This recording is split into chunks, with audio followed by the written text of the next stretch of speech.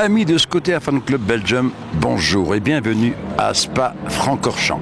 Nous connaissons nos scooters traditionnels avec lesquels nous allons au travail, nous partons nous balader lors d'un week-end romantique à deux. Mais nous ne connaissons pas le scooter proto.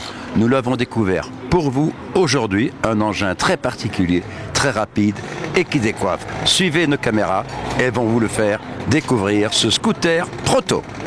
C'est ce dimanche 11 mai que sur le circuit de karting de Spa-Francorchamps se déroulait l'une des manches du championnat de Belgique supermotard, mini-moto et scooter. Épreuve ayant toujours lieu sur des pistes de karting tant en Belgique qu'en France et se disputant sur environ 8 manches. Nous avons découvert et suivi tout particulièrement les scooters proto, c'est surprenant. Alors Laurent, bonjour, vous êtes plus connu sur les circuits scooter proto sous le surnom, le pseudo de Zen. Ça se voit à votre attitude d'ailleurs, très zen.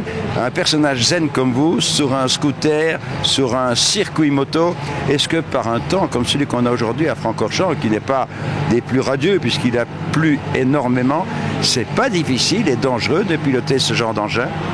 Non, s'il y a beaucoup d'eau, etc., évidemment, il faut ralentir, etc., ou quoi, mais bon, éviter les autres s'ils vont moins vite ou pas, mais sinon, ça va, ça roule quand même. Bon, vous parlez de ralentir, moi j'ai un petit scooter 100 cm3, dès qu'il pleut, j'hésite à le sortir pour ne pas me casser la figure, et quand vous parlez de ralentir, vous avez quand même poussé des petites pointes qui sont pas mal d'après ce qu'on a pu voir.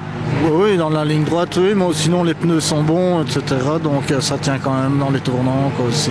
J'ai l'impression que vous avez eu un risque quand même tout à l'heure de perte d'équilibre. Je vous ai vu à la sortie d'un virage, lancer la jambe gauche à l'extérieur du scooter. Il y avait une glissade là? Oui, c'est possible, oui, je crois, oui. Donc tant qu'à présent vous êtes en tête du classement, je crois qu'il y a encore une épreuve, c'est vers quelle heure?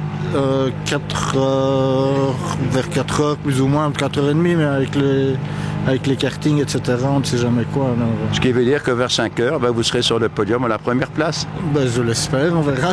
Oui, je crois. Alors, Jérémy et André Lequeux, bonjour. Jérémy, pilote du Piaggio.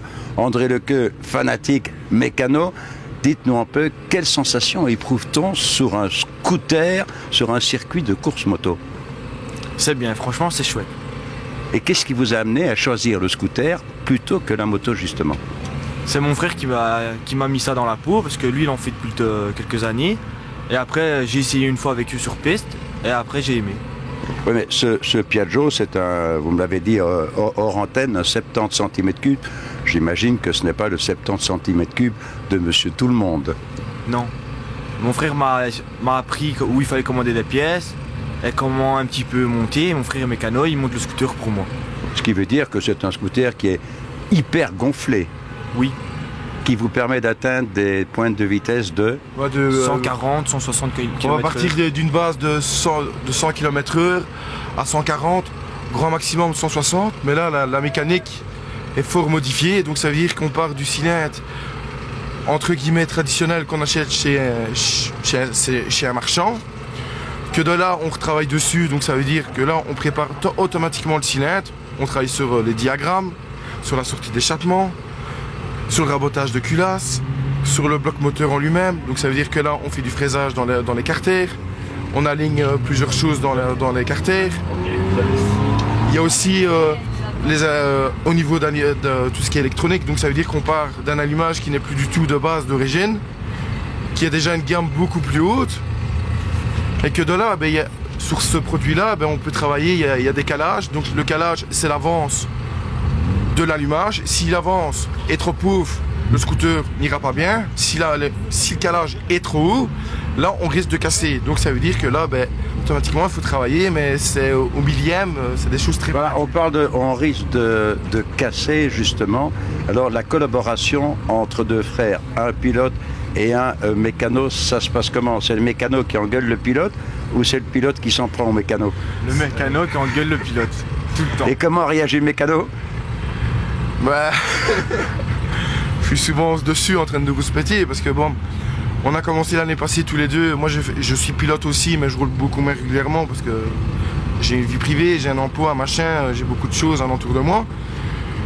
Mais mon frère est beaucoup plus avancé sur le pilotage que moi, donc automatiquement, moi personnellement, je vais faire mon maximum pour que la machine aille au top.